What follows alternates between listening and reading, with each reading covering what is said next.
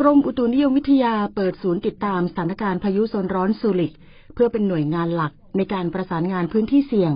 ขณะที่สถาบันสารสนเทศทรัพยากรน้ำแจ้งพื้นที่37จังหวัดทั่วประเทศเฝ้าระวังสถานการณ์น้ำล่วงหน้า72ชั่วโมงตั้งแต่บัดนี้ถึง21กันยายน2567วันนี้นายประเสริฐจันทรรวงทองรองนายกรัฐมนตรีและรัฐมนตรีว่าการกระทรวงดิจิทัลเพื่อเศรษฐกิจและสังคมเป็นประธานเปิดศูนย์ติดตามสถานการณ์พายุโซนร้อนซูริกที่ห้องปฏิบัติการพยากรณ์อากาศเพื่อรายงานสภาพอากาศและเตรียมข้อมูลให้หน่วยงานที่เกี่ยวข้องโดยกล่าวว่าศูนย์ติดตามสถานการณ์พายุโซนร้อนนี้จะทำหน้าที่ติดตามและประเมินสถานการณ์ร่วมกับสถานีอุตุนิยมวิทยาในพื้นที่ที่คาดจะได้รับผลกระทบให้แม่นยำยิ่งขึ้น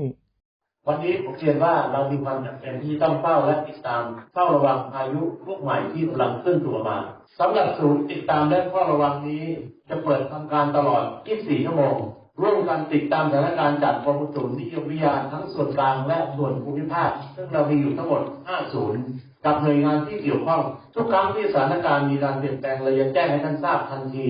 ด้วยทุกช่องทางการสื่อสารของกรมอุตุและการกระจายข่าวสารต่างๆผ่านไปยังสื่อมวลชนทุกแขนง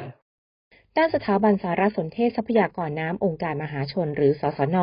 แจ้งพื้นที่เฝ้าระวังสถานการณ์น้ำจากการคาดการณ์ล่วงหน้า72ชั่วโมงตั้งแต่ขณะนี้ถึงเวลา 19 นาฬิกาของวันพรุ่งนี้ในพื้นที่37จังหวัดทั่วประเทศโดยภาคเหนือ7จังหวัดได้แก่จังหวัดแม่ฮ่องสอนเชียงใหม่เชียงรายลำปางพะเยาน่านแพร่ภาคตะวันออกเฉียงเหนือ13จังหวัดได้แก่จังหวัดเลยหนองคายหนองบัวลำพูอุดรธานีสกลนครบึงกาฬนครพนมมุกดาหารกาฬสินธุ์ร้อยเอ็ดอำนาจเจริญอุบลราชธานีนครราชสีมาภาคกลาง3จังหวัดได้แก่กาญจนบุรีราชบุรีเพชรบุรี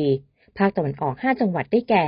ตราดจันทบุรีชลบุรีปราจีนบุรีนครนายกและภาคใต้9จังหวัดได้แก่ชุมพรสุราษฎร์ธานีระนองพังงาภูเก็ตกระบี่ตรังสตูลยะลาดังนั้นขอให้จังหวัดติดตามและเฝ้าระวังอย่างใกล้ชิดโดยสามารถติดตามสถานการณ์เพิ่มเติมได้ที่เว็บไซต์ www.thaiwater.net และแอปพลิเคชัน Thai Water นฤมลอุดมพรรายงาน